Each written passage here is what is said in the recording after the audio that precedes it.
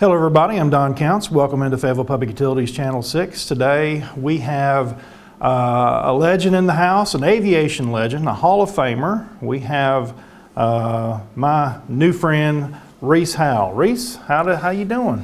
Thank you, Don. I appreciate you inviting me to this. Yeah, this is, there's so many things we can talk about. I have been fascinated with aviation all my life, but you have too. So tell me about a young man growing up in Fayetteville, Lincoln County, how you got to become the pilot that you are today.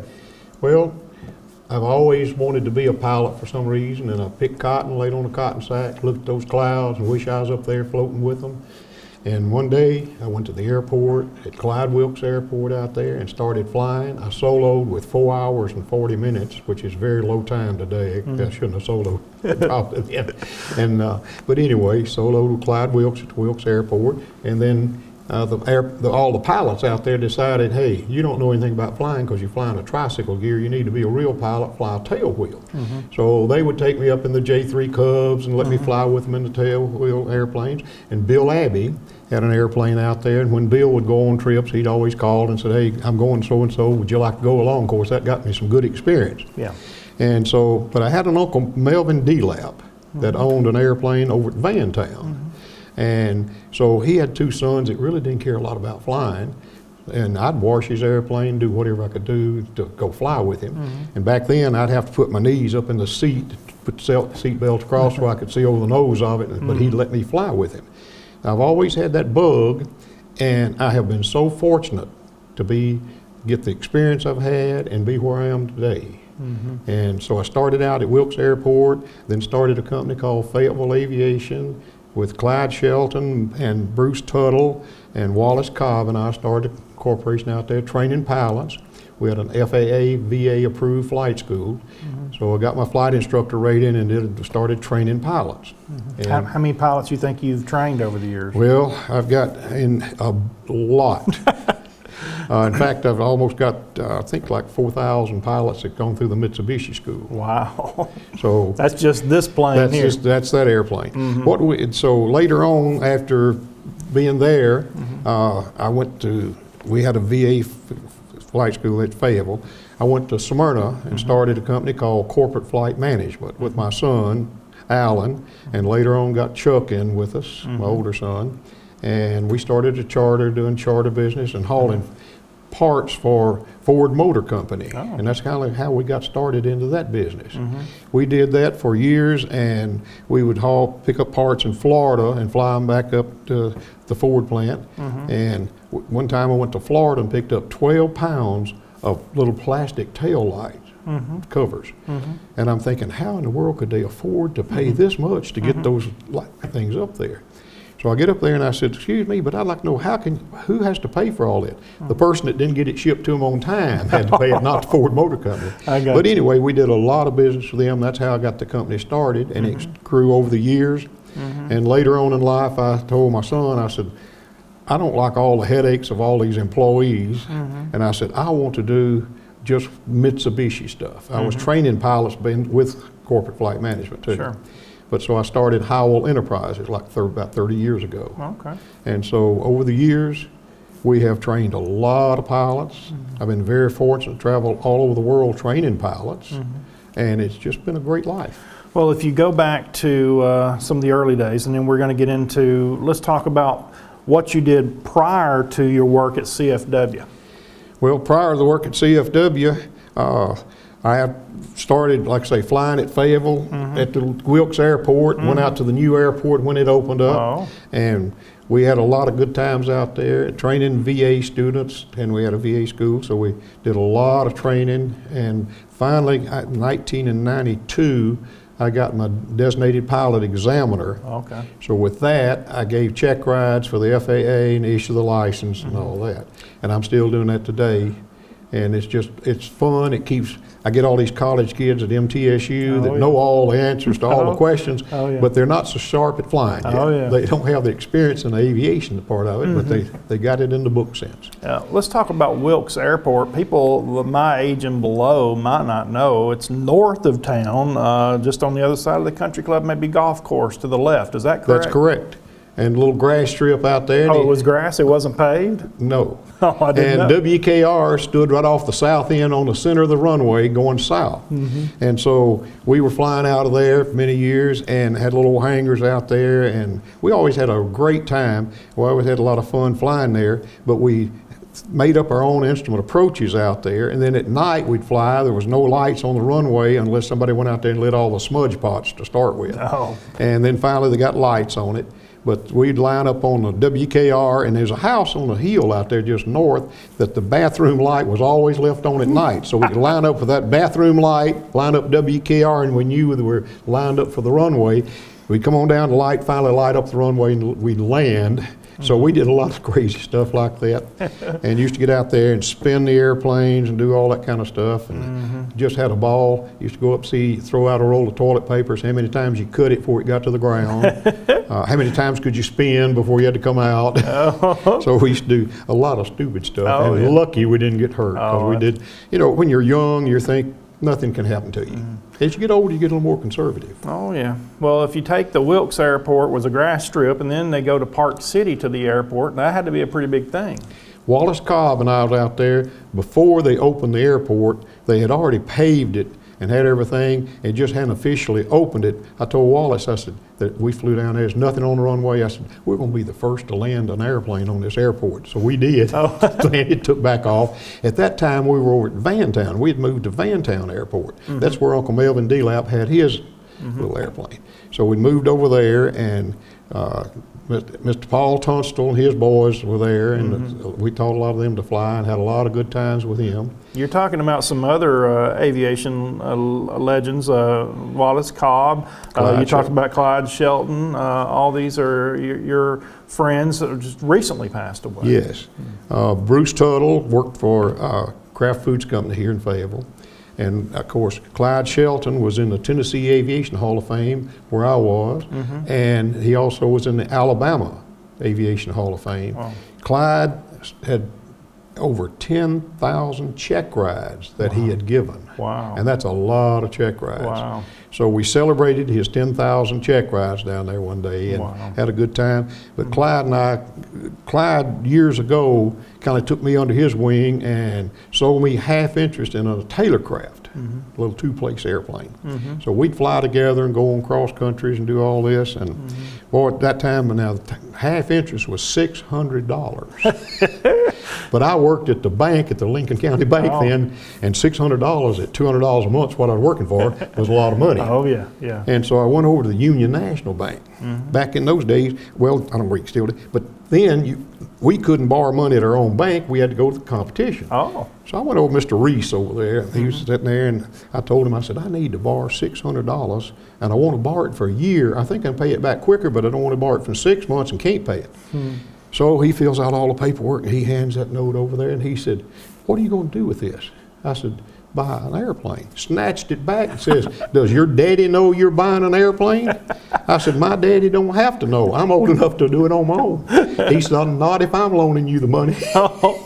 So rather than get my dad to come up, I got Uncle Weldon on the Oldsmobile down here. He came up, signed a note with me. So I told him, I said, okay, next time y'all come over to the bank, I want to know what you're going to do with your money. If I don't like it, well, I'm going to tell them don't loan it to you. We had a lot of fun about that. But anyway, I paid him back, and then from then on, I didn't borrow any more money from him. But life has been a challenge, been good. I can't ever complain. I'm still living my dream at 82 years old, going on 83. Still love what I do. And I've outlived my grandfather. I've outlived my father in years. And I think I got a little Smith blood in there. My mother had 3 sisters, and they were 80, mother was 83, 86, I mean 93, 96, and 99. Aunt Eunice was almost 100 when she passed away. So I think I have a little of their longevity blood in me, and I'm going to plan on flying as long as I can. You must do, because you have to have a physical. If you're still flying, you have to be physically fit to fly. And I got one coming up this next month. I always keep my fingers crossed, thinking, hope nothing goes wrong. Oh, that's right. Well, you look healthy, and you. Well, I feel healthy. I really do. That's really good. Let's talk briefly while we're talking about Reece Howell Enterprises. It's in Smyrna. I started Howell Enterprises in Smyrna because I'd started corporate flight management. I sold out Fayetteville Aviation down here, and I signed a contract, couldn't go in competition at the airport.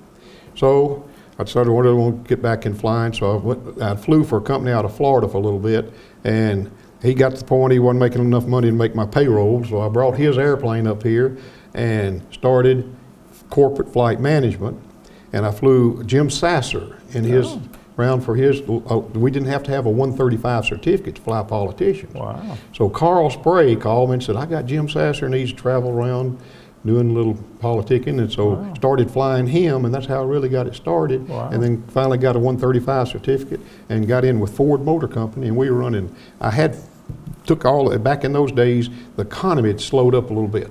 So I got all the friends that had Mitsubishis that they weren't doing a lot of flying. I said, I'm gonna talk to your boss, and I want to join us. So we had 5 Mitsubishis because we needed to run 3 of them around the clock, 24 hours a day, 6 days a week. Wow. And we were going from Florida, going all over the place. There's a place over just south of Memphis that was making a lot of the parts for Ford. And we'd run over there and pick them up. You'd call, tell them what time you will be there, and they would log you in. Well, I made about 3 or 4 trips up there, and the guy that met me, he said, the boss wants to talk to you. I said, okay. I said, have I done something wrong? He said, no. So I called him. He said, what I want to know is, how can you be so accurate on what time you're going to be here? I said, well, that's my job, know when I'm going to be here. So he said, okay, you got, how many airplanes do you have? At the time, I only had 1. I said, how many do you need?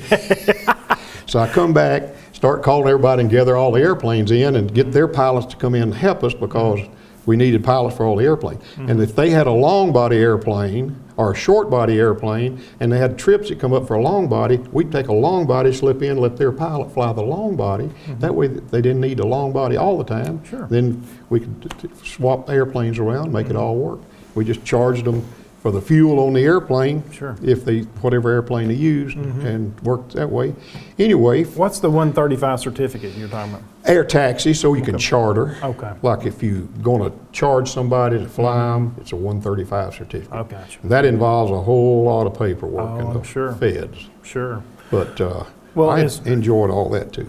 You know, it wasn't too long ago that we talked to Dick Fair about the construction giant. You actually was involved with this construction giant, CFW, and you give them credit for getting you sort of where you are today. Yes, sir. I started with CFW. In fact, they had an airplane at Wilkes Airport back when I was out there. Wow. And Mr. Carter flew some, and then they got Bill McMasters. There's a guy that they had to fly for them because Mr. Carter didn't have an instrument rating, so Bill would be flying for But him. Mr. Carter was a pilot. He was a pilot, private pilot, multi-engine, single engine, I got but you. just didn't have an instrument rating. Gotcha. And later on, a lot of the officers of the company were pilots, and they would. Some of them would fly Hubert McCullough, some of them would be flying themselves. Sure. But with CFW, after they ended up, they got a couple of airplanes, and then McMasters decided he wanted to retire, so he says, hey, do you want to go to work at CFW? I was running Fayetteville Flying Service then. And I said, yes, I would. So they had a twin, at that time they had a twin Comanche and an Aztec. And so I could fly those, and man, I remember the first trip I made, come back, man, that was great. Got to fly a twin because I didn't have to pay for flying. I got paid to fly for the first time. I was beginning to make a little bit of money. Yeah. But anyway, later on, they were traveling all over the southeastern United States and up into Vermont. They needed something that was faster and safer and could get there quicker. So I did a study on turbine aircraft. So I did a study on a King Air, a Merlin, a Turbo Commander, and a Mitsubishi, and I took a spreadsheet that said what all they could do. And so I took it all, wrote it all down, figured it all out, and finally said, if this Mitsubishi does half of what it says it'll do, it'll still outdo everybody else. So I went back to Mr. Carter and I said, hey, the Mitsubishi is the one I think we need to get. And so we were the 5th Mitsubishi in the whole southeastern United States. Wow. And so anyway, for 5.5 years, I was the only pilot. So I was racking up 7 days a week. Sure. Excuse me. And on the weekends, we'd fly to the job on Friday, somewhere like South Carolina, down to Florida. Right. And when we got through, we'd load up all the people would get on board and bring them home, because on the weekend, they couldn't drive back to Fayetteville. Right. If they got there, they'd turn around and have to come back. Sure. So we'd fly them in for the weekend. On Sunday afternoon after church, we'd fly them back to the job. Right. And we had the 2 airplanes. I got another pilot to help me do some of that. Right. And so that's kind of how we started out. And we got a Mitsubishi, being the 5th Mitsubishi in the Southeast. Nobody knew a lot about them. So anyway, we got this airplane, and we found that it just everybody loved to fly it. In fact, the pilots who was flying, we ended up with they sold my company, Fayetteville Flying Service, Fayetteville Aviation, the Aztec, because we needed it under the VA program for multi-engine, and they had the twin Comanche, but nobody wanted to fly that one. They all wanted to fly in the Mitsubishi. Oh, yeah. So that just doubled up when we was flying. That's really when we really was flying about 7 days a week. Because on Saturday, all University of Tennessee football games, I went to that. And I'll be honest with you, I got to the point I didn't like football. You go up there in the summertime, sweating, hot, and you go up there and it start raining. In the wintertime, get them all, after they had a few drinks, I couldn't gather them all up and get them in the airplane and get home, because I get home late Saturday night and get up Sunday morning, run to church, run to the airport, fly them back to wherever I brought them in from the weekend. So then we got 2 airplanes with 2 pilots, so we started splitting them up and carrying them in different directions. So we did that for many years. In the meantime, we ended up buying a Gazelle helicopter, which was a great machine. I loved that helicopter.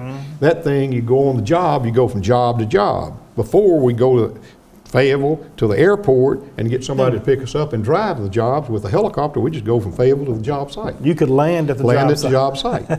Well, I got a little over 1,000 hours of helicopter time. Wow. And I loved it.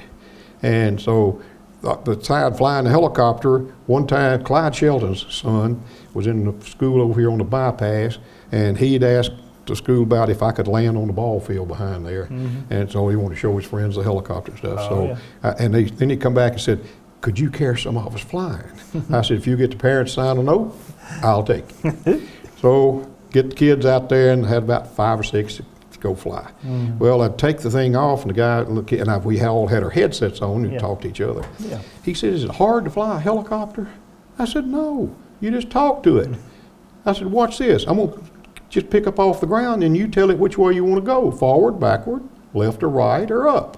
You can't go down because it's close to the ground. So he talked to it, and at that time, you only moved your hand this much. So he thought he was talking to it, and he didn't even know I was doing it. He goes back and tells his father, man, we flew a helicopter, and all you do is talk to it, and it does what you want it to do. But anyway, we had a lot of fun with that, and like I say, going to job site saved a lot of time. Well, let's talk about moving into the Lear jet business. Now, then later on, the boss went off, partied somebody, and decided to buy a half interest in a Lear. And I was out in California with a problem. They had to pull the engine off of the helicopter and send it out there. So I went out to check it out, see what's going on. While I'm out there, Maddie calls and says, you need to get back home. I said, what?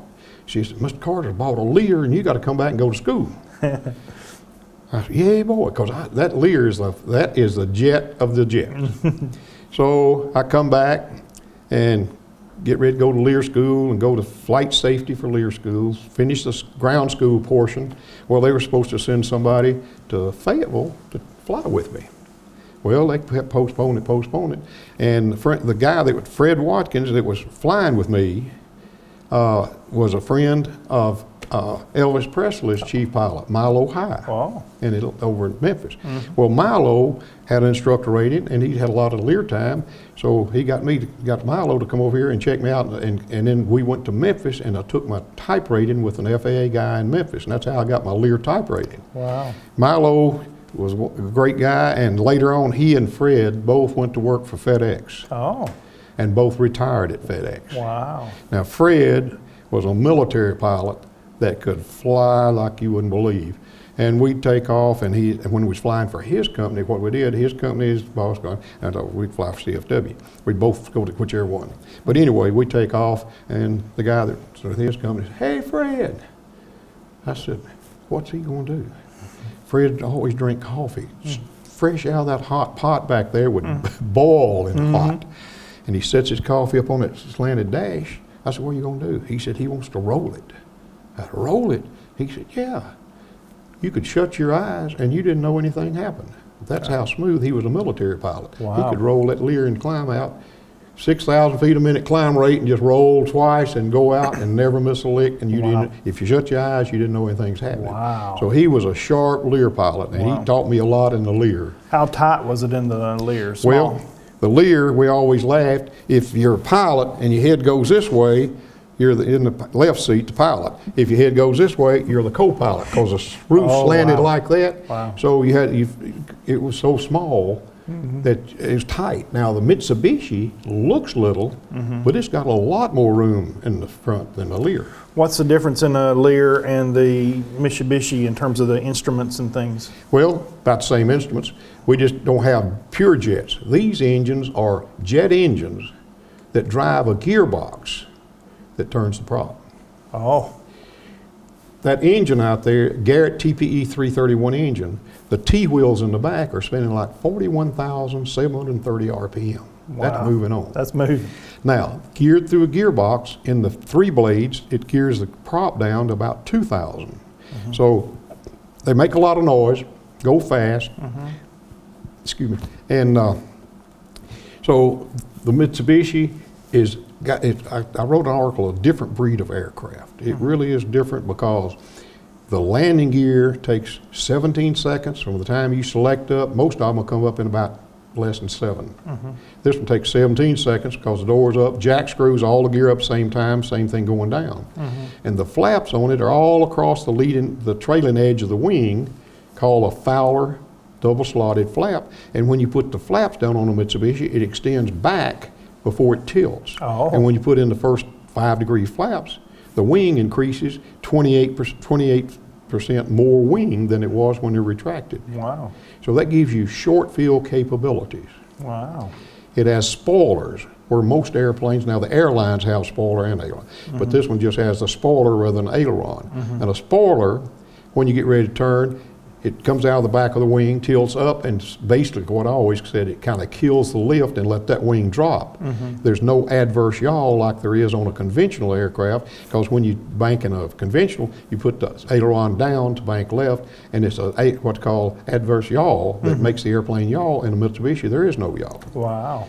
And the fact that it's got the tip tanks out there, there's a lot of fuel on that thing. You go a long way. So this is fuel here on these ends? That's 93 gallons, 90 transferable. In the wings, you got 35 gallons, all 35, and the mains 159 with 154 usable fuel. Wow. And the later Dash 10s, if you stay low, they'll burn about 100 gallons an hour. But if you're going up to altitude, you get them down to 70. Well, with that full, I guess that plane's pretty heavy. 11,575. And now, if it gets over 12,000, and then you have to have a type rating. And that's how they kept you from having to have a type rating. I gotcha. So rather than a type rating in the aircraft, they passed the rules that you had to go to a Mitsubishi training facility that's approved by Mitsubishi, go through ground school and flight training before you could fly the airplane. Oh. And that's when we got in the system of training pilots. When I first started with corporate flight management, I trained my 135 pilots. One of the insurance calls from Memphis said, "Hey, we got a guy over here who's bought a Mitsubishi. I understand you do schools for him." I said, "Well, look for our own people over here." He said, "Well, could I send a guy over there to go through your school?" I said, "Yeah." He said, "Well, what do you charge?" I said, "I don't know what should I charge." So he told me about what I should charge on it. It wasn't a whole lot back then. But anyway, that's how I started doing Mitsubishi training. And I have been doing that for 30-something years now. Who makes this plane? Mitsubishi. Mitsubishi. I mean, like, where's it made? Okay, it was built in Japan Okay. and shipped over here on a crate, but it has mostly U.S. parts in it. Wow. The props, the engine, the avionics, the interior, all of that is U.S. Oh, very It's good. just the airframe was designed by Mitsubishi. They sent out a survey many years ago, what do you pilots want an airplane to do? So they got all that information. They went back and designed this thing to get short field takeoff and landing, speed, economy, all these things, that it would do. And then when it did all that, it made it a little bit different from flying a conventional aircraft.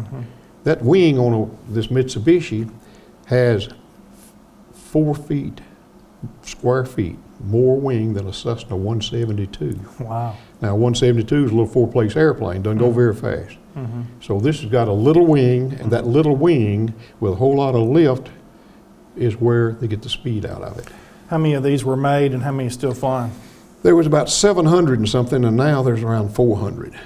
Still flying. Still flying, and we do a lot of the training for those things. In fact, we had flight safety that I used to go to when I was with CFW, because we had to go to school once a year. So I went to flight safety, and like when I trained up one of our pilots, I would give him 100 hours before I'd ever send him to school. He'd fly with me for 100 hours, and then I'd send him to school. Well, a lot of times he got out there and he had more flight experience than the guy training him. So they did it for a long time, and then I'm not saying we were that good, but we ended up with what we got as far as business concerned. It made it where their overhead was a whole lot higher than mine, so they finally got out of it. Then they got Simcom to come in, and Simcom came in, and they just recently sold out. So we are the longest in business training for Mitsubishi pilots out there. As long as you've been flying, have you had any close calls, and what's your main concern in the air? Do you have, you feel comfortable in the air, I'm sure. Oh, I love them. Like I say, I'm a country boy, and I would like to figure out what it takes to make an airplane do what I want it to do with the least amount of effort. I don't want to work hard at it. Right. So we figured out, some of the pilots, and I figured out we have things that tell us what the instrument's producing: power, torque, and fuel flow. Sure.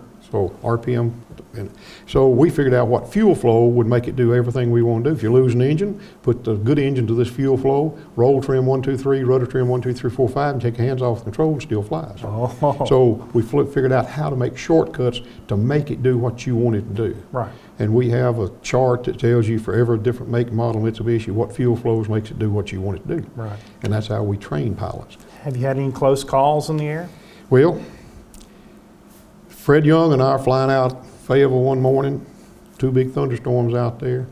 And so I told Fred, he was the only one with me, he was back working on something, and I said, we're gonna go between these thunderstorms. Well, we could stay in the clear. Lightning strikes out of this one into that one and went through the airplane. And I had been told all those years that lightning wouldn't strike an airplane because it wasn't grounded, but it will. Wow. Is weather your biggest concern in the air? Let me tell you, whatever you fly, ice and weather are your 2 major concerns. Oh, wow. Ice, you can load up the ice and it changes the airfoil across your wing and it won't fly. Have you ever been where there's icing? I was flying back with Mike and Snyder. I'd always heard about this type of icing, but I never had encountered it. I was bringing Mike back from up in Pennsylvania, the show we did up there, and we were sitting up there yakking at night, 18,000 feet talking, and all of a sudden it sounded like we went under a waterfall. And it just like the airplane sort of jerked a little bit because it just sort of slowed up real quick. And I looked, and man, we had ice all over that airplane. So I called center and I said, hey, we're gonna have to get down. We just got a lot of ice. He said, how low you want to go? I said, I'll tell you when I get there. We're coming down. So we kicked all the pilot off, started down. And what it is that air builds up in the clouds and holds that moisture, and it's like a bowl of water up there. I got you. And we went right through it's right in the top of the clouds. We went right through that and if you took a fire hose, we wouldn't have had watered down with more ice. You mentioned Mike Snyder. Mike Snyder's on the Grand Ole Opry. He's a comedian, a great musician, but he also is a pilot. He's a pilot, and I taught him to fly. We first met Mike at a little RV show, and a friend of mine knew Mike, and so we were going to fly up to Pennsylvania, a little RV show. We called Mike, see if he wanted to go with us. And so Mike goes with us, and we go up there and start back. And I said, Mike, get up in front with me, and we talked. He said, I've always wanted to fly a real airplane. I said, well, you're at the right place. So I soloed Mike in an airplane, gave him his private rating in the airplanes, and gave him instrument in his commercial. Wow. And so Mike and I have been friends ever since. Yeah. And we've had a lot of good times together. I guarantee you, he's funny. You brought him to Rotary, I don't know what year, in the early 2000s or something, and What you see with Mike Snyder is Mike Snyder. Oh, that's the way he is all the time, huh? Yes, sir. Wow. He is. Well, let's see. We've talked about so many things, and I haven't even looked at the sheet here, but your days with CFW, you saw a lot of things, and one thing we want to talk about is CFW lost a plane. You might talk a little bit about that story. Yes, sir. I had 2 pilots. What had happened, I was flying a group up to Washington, D.C. to hear Howard Baker announce running for President of the United States. Well, Tommy Kinzer had been flying with me. And so Jimmy was going out to Texas with a group of folks for a meeting supposed to set up out there. So I said, why don't you ride with Jimmy? And because I got Mr. Carter if I need any help going in and out of there. Right. So they left and went out, got to Texas, and the meeting had been called off. So they had a group out there, and Dick Farrar was coming back with them. And so he would have been on board. And we had 2 ladies that was a friend of the guy that I had with me on the Washington trip. They had been out to visit one of them's mother, and they found out we were out there, and they called to see if they could fly back with us. So they did. And they were from Nashville. So Jimmy and them picked them up and started bringing them back. Coming up over, I think it's Baton Rouge, Louisiana, we had a company radio in there. Well, somebody called Dick and said, we got a problem here on the job, said we need you to stop by here. So they went in to let Dick out down there. And that's the reason Dick Farrar wasn't on board. Oh. And anyway, and then they left there, and the guy from Chattanooga says, hey, they were going to let the girls go back to Fayetteville and drive Dick's car back to the airport in Nashville where their car was. So Bob Rose is the pilot with the guy that had the company we dropped off.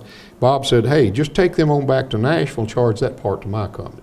So Jimmy and Tommy and Palm Pitts was on board. Palm had gone out for the meeting out there. So the 5 of them headed back into Nashville and started an approach, and when they got down, what we always did on short final, we always took the props from 96% to 100%. So just as they spooled that engine up, it exploded. Now, the NTSB, and so they went down through the trees, hit an electric power line about the size of your poles over there holding these lights, 160,000 volts. They went through the 3 power lines, the bottom 3, electrocuted everybody on board, through the trees, down in a little recreation lake. In the back of the airplanes, actually, where the baggage compartment was up out of the water. Excuse me. So they ended up, I'm coming back from Washington that night and found out that I thought somebody reported that a Twin Beach had gone down. I thought maybe it was Coy Manderson who flew at Fayetteville because he hauled parts for a guy out of Huntsville. And got closer and found out, no, it was a Mitsubishi. And so I called Rex Holt, who was my cousin that was at the airport, and Rex says, well, you can't get in here. And I said, well, Nashville's shutting down now, but I can still see Shelbyville Airport out there. I said, so I'm going to land at Shelbyville. I can see the lights there. Well, we landed, and about the time we landed, the fog rolled over, and Shelbyville was down below minimums. We get there, and Rex had already called Bob and Pat Bomar, who were good friends of mine, and they met me and told us what happened. Well, that's a hard time for me. It's still hard. I'm telling you. Excuse me. I understand. Because you knew the pilots, you trained the pilots. Trained the pilots, and all this time I'm trying to think, what did I know Tommy had lots of Mitsubishi time with Jimmy and me. Jimmy, I gave him 100 hours for us in flight safety, and he flew with me all the time. And I'm trying to think, what in the world did I not train him to do? I understand. Well, the NTSB writes that thing up as pilot error, and that really irritated me. Yeah. So they had to accept it, and so I kept thinking, we got to figure out what happened. Later on, when they tore those engines down, we found that one of the what's called third stage turbine wheel back here, they had made it in Mexico and made it out of the wrong material. Wow. So this turbine wheel spins like 41,730 RPM. For each ounce that blade weighs is 9,660 pounds of G-force stretching it when you heat it up. But when you shut down, it cools down, but it never goes back to the same original length, called blade creeping. Since this thing was made out of the wrong material, it was creeping at a much higher rate than it should have. So they made it out of the wrong material and it's stretching at a lot higher rate. But that high rate, when they took from 96% RPM up to the 100, that T-wheel came out, hit the side, and blew the engine. Oh, wow. In 5.5 years after the crash, our insurance company sued Honeywell, who made the engines. And they settled on a closed docket, meaning I could never go back and open that document up and prove what happened. Wow. So it's still on the NTSB report, pilot error, and that irritates the heck out of me. I don't mind telling you. I understand now. You saying the engines had blew. The engine had blew. Well, that T-wheel had stretched out more than it should have, and when it did, it hits the side and the engine exploded. So you wasn't going to take pilot error you was going to work on that till. I worked on that for all those years because I knew that what they said that Jim and Tommy descended. Now you're on an ILS approach, tells you the glide path coming down all the way down. You don't get low on that. And they were saying they descended in the dark hole out over the runway 31 up there. There's a big rock quarry and there's no lights back in those days, so they couldn't see the ground. And so they're saying they descended below the altitude they should have because it was no visual type thing. And that was wrong. But anyway, it really bothered me to lose two good guys in a Mitsubishi. And Palm Pitts, great young attorney, and the two girls is on board. And like I say, we had insurance that paid a flat fee. And what we call admitted liability, I think paid $50,000 to each one of them or something. Wow. Yeah. Well, but anyway, that thing still hadn't been, can't settle it, nothing I can do about it. I know. So I decided, my dad used to tell me, why are you worried about something? Can you change it? No, sir. Then quit worrying about it. If you can change it and stop worrying. That's right. So I can't change that one, so I just have to move on in life. And well, you did your part and you made your point, and that's good that you did. As we mentioned as we started the program, aviation's taking you all over the United States and world. Talk a little bit about Franklin Graham and Samaritan's purse. Can you do that? Hang on just a minute. All right. Franklin. Tell people who Franklin Graham is. Franklin Graham is Billy Graham's son, who has Samaritan's purse. And of course, Will, Franklin's son, I have flown him and flown Franklin. And Billy, I've met him, and I have an autographed picture of Will, Franklin, and Billy Graham at my office. Wow. And so I feel very blessed for that. And I have a lot of the Billy Graham books and a lot Franklin written. Coming back from Africa one time, when Franklin wrote one of his books, he had it up there and he was reading the thing, and he said, reading along, and he's handed part of it. I was just reading the kind of transcript of what's going on. Sure. And so we got to one part, and he took that out. I said, let me see that part. He said, no. He said, you can't see that part. I said, well, what's in there? He never would tell me. So he kept, and so anyway, we laughed about it, and it was something somebody told on him. I think that he didn't want anybody to know. Now, some of the books he wrote, he was a wild young man, but I met the gentleman from Birmingham, Alabama, over in Africa, that Billy needed a car delivered somewhere over in there, and Franklin volunteered to fly it. Well, Franklin was kind of a young boy back in those days, so Billy decided, no, you're not driving it by yourself, so he gets the other gentleman to go with him. Well, this gentleman is the one that converted Franklin on that trip. Wow. Well, let's talk about Samaritan's Purse and what is it? You've been literally, tell all some of the countries you've been to, and all these, is this with this group? Or is this, yes. Okay. Let me tell you. Go ahead. I just trying to figure out, all right. I flew some of Franklin's people up to Nome, Alaska. Oh, you were the pilot here. I thought you were just riding with them. No, I flew them up Nome, Alaska, and what it was, I picked them up in Soldotna and flew up to Nome to fuel, and it was a dentist and his wife, and they were going over to do dental work, free dental work for a bunch of kids in Providence, Russia. Sure. So we figured out, okay, how much weight can we carry? Well, we still had a little extra space in there. So his wife called, the doctor's wife called and said, I'd like to get some marshmallows and Rice Krispies. Rice Krispies. I'm thinking about Rice Krispies. There you go. Yeah. So she's going to make all these marshmallow treats for them, Rice Krispie treats. Well, we loaded up with all that, and fly across from Nome to Providena, Russia. We leave Tuesday, get there Wednesday, unload and come back and get on Tuesday. And flying across a frozen ocean Wow. was something else too. I bet it was. And we got over there and there was nothing but rocks and snow. Wow. And two big coal towers over there, burning coal. Burning And they heated the water at that place and ran the hot water through the whole town. That's how they heated the place. Wow. Hot water. And dirty coal everywhere all around that place. But Sure, anyway, sure. we get there and about these two little Russian soldiers come out there and we unload and all the stuff, put it on a pallet. And they were looking at those marshmallows and stuff, and I asked the boys I said, can we give them any marshmallows? Oh no, don't do that over here. Wait till we get on the other side of checking in. Oh. So we did, and we gave them some marshmallows. They looked at them, so I showed them it's okay to eat marshmallows. But they had probably never seen marshmallows before. Wow. But kids with no expression on their face, and if we think we got it rough, go to some places I've been. You have seen some places. I have been so blessed to be a country boy from Howell Hill, to see and go the places I've been. And some of the other places I went to with Franklin is Nairobi, and I also went to, let's see, I thought I had these other travel, I got it somewhere else in here than this one. But anyway, I went to Rome, I've been to it all over. I flew the northern route from Smyrna, Tennessee with Franklin to Nairobi, Africa. Wow. And it took like 32 hours. Wow. Flying time. Now, we didn't fly all the way. We stopped. Sure. We stopped twice before we got there.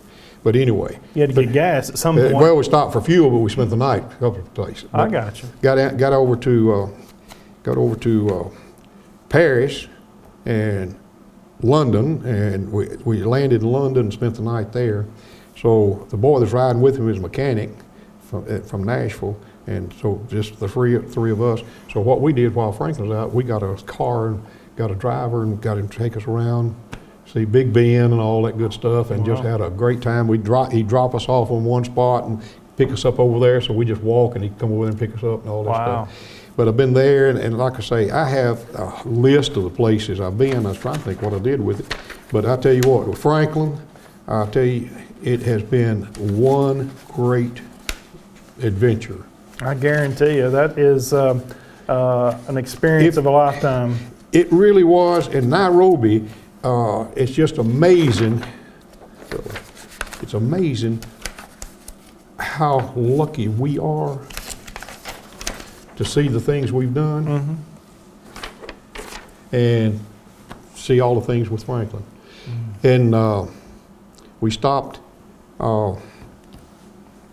and went on the, good golly, Mount, I'll look this up in just a minute. Anyway, right. We stopped this place and went out, and Franklin carried us up, and he got the Bible out and read about what took place there. Wow. And the kind of rock, like a little hill out there, and we walked up there, but so many people walked on it's pretty slick. Wow. And you came back down, and I've got that verse, somebody's preaching, I wish I could find that in my notes right quick. But anyway, Yep. these places like that, it just makes you realize how fortunate we are. Oh, yeah. In Africa, there's no between. There's either the extreme poor or the real rich. Oh. There's no middle class. And I met some people over there that worked at the airport. There's 3 different families, and I asked them one time, I said, I'm taking another pilot back with me to do some training, and I said, when he comes back, what would you like me to send you? And I thought they'd say blue jeans and all this kind of stuff, and tennis shoes. You know what they wanted? They wanted tools. Tools. To work with. Wow. And they were working as mechanics, making $3 a day. Oh, man. And so they said, what we really would like to do, we want to come to the United States and get our A&P license, which is airplane pilot mechanics. So I said, okay, we'll try to work that out. So I ended up getting all 3 of them, different times, because I couldn't afford them all at once. Sure. But brought them over, sent them to Baker School in Nashville. Ronald Dirksen from Fayetteville here was a mechanics tester, so he would give them their test and issue the mechanic license. They went back and got a much better job. Wow. The second one, he went back, and we've been, all this bunch been friends of mine, and he got carjacked in Nairobi for a car that you wouldn't give $25 for. Oh man. But it ran, and they carjacked him, killed him. Oh man. And so I went back. I've been back over there and met with his sister, who I knew, and I've been over there and visited a lot of them in their homes and all this. And they call it 10 City, and then you see the big buildings over here and the 10 City. And when we say 10 City, it sticks with 10 and stuff tied down, and I mean it's acres of that. This is how they live. Yes, sir. Wow. And the meat market over there is this animals hanging outside with flies and everything. You get out there and carve that stuff off. Oh. And so we were riding down these streets to go see Caleb and his family. And it was a rough, ditch, deep ditch. You just have to go real slow. And everybody walked, and they walks on the side of the road till the path was down probably 18 inches deep, where they just walked away with the dirt. Wow. But everybody there, when you see them dressed to the fullest, yet they walked. Wow. Barefooted, a lot of them, till they got where they was going or whatever. Wow. But I tell you, it's just, we flew out in the boonies. We delivered medicine to doctors out in the boonies. And I got there one time, and I had some coins from Nairobi. And I asked one of the guys with me, I said, can we give these, is it all right if I give these kids some of these coins? He kind of grinned. He said, yeah, go ahead. Well, it's probably 10 of them. Well, I gave them all the coins I had, then there must have been 50 showed up. Oh. So that's why they laughed at me and let me go ahead and do it, because they knew what was going to happen. They knew what was going to happen. So I said, all right, guys, I got some paper money. So I said, y'all give them what you got. But anyway, we just don't know how lucky we are and how fortunate we are to live in the United States. And I know we got a lot of problems here in the States, Sure. but not near the problems of those over there. You've seen a lot of things through your lifetime, and still doing what you do and doing what you love. Yes, sir. I go to work every day and have fun. My office manager, Maggie Barnes, runs the place. Jerry Adcock helps me fly.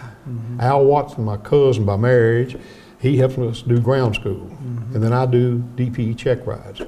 So I go have fun every day. Maggie runs the place, tells us what to do. She gives us a calendar, tells us where to be and what to do and when. Yep. And so I have zero stress at home. Married to Gail Chumley Howell now. And I have zero stress at home. She's doing what she loves to do, and I'm doing what I love to do. That's great. And as long as I can pass the flight physical, I want to keep going. Well, I hope you continue to And for many more years. I got one of those scheduled next month. And I'm just hoping I'm going to be able to get through that one okay. I feel good. Yeah. And so hopefully everything else is checking out good. One last thing, you are in the Hall of Fame. What was some of the criteria to be in that? How did this all come about? You have to be someone who makes a big contribution to aviation. And you have. And my contribution to aviation was training the pilots in the Mitsubishi aircraft. Somebody asked me, well, what if you'd been on board when the plane crashed? I said, it would have been my time to go. Well, why do you think he wasn't on board? I said, well, I feel like my obligation is to train other pilots what we didn't know so they don't have that problem. Absolutely. Teach them to fly the airplane properly and stay safe and understand what it does. And the Hall of Fame was a great honor to me. My son, Alan, and David Augustine, who were partners with me in starting corporate flight management, they're the ones that nominated me into the Hall of Fame. Miss Evelyn Johnson was there, of course, before I was. Bob Hoover's in the Hall of Fame. Bob is from Nashville, Tennessee. But I've got a lot of friends that's in there before, and I've gotten a lot in since I've got in the Hall of Fame. But it's a great honor. We have a meeting every year, and you wear your big medallion and everything, go in dressed up in your tux, and have a good meal and have a good time with everybody. But it's been great. Reece Howell, Hall of Fame aviation pilot, we appreciate you for coming to talk. We've been wanting to make this interview happen for a long time, and we're proud we got to do this, and appreciate your contribution with CFW and how big that impact that was on Fayetteville. I'd like to say this about Dick's book. CFW has been a great influence on this county, state, and especially Lincoln County and Fayetteville. And I want to thank CFW, William R. Carter, because he is the one that had enough confidence in me to hire me on, got my Mitsubishi experience with CFW. I've got my Gazelle helicopter, commercial helicopter rating with CFW, and I've got my Lear type rating with CFW. And they've given me, because we were flying 7 days a week, it's paid off. It's paid off. Yeah. Yes, sir. Yeah, it's still reaping benefits to this day. Yes, sir, and like I say, I've got a lot of experience. I got more.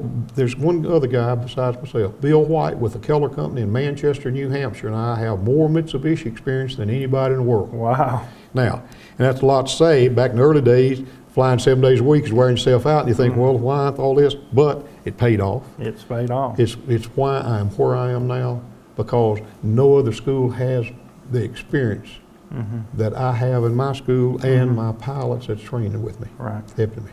Well, So it's been a great pleasure, and I truly again want to say thank you for giving me this opportunity. Sure. Thank you for coming. And I tell you, Fayetteville County's proud of you. You've done well, and we're so excited to have you here today, and we Well, I'm wish gonna you tell you. many more hours in the air. Well, let me tell you, Fayetteville has always been my home. It always will be.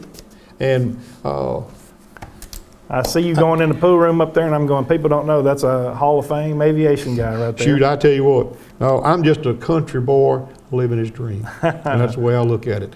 I've been so blessed over the years. I've got so many people to thank for my being able to do what I do. And I love it. Thank you very much. We've had Reece Howell on our show today talking about aviation, and we appreciate you being here and telling your story, and we hope to see you around more in the future for sure. Well, I appreciate it, Don, and thanks again for letting me be here. Thank you. We appreciate you watching here on Fayetteville Public Utilities Channel 6. I'm Don Counts, and we'll see you back here next time.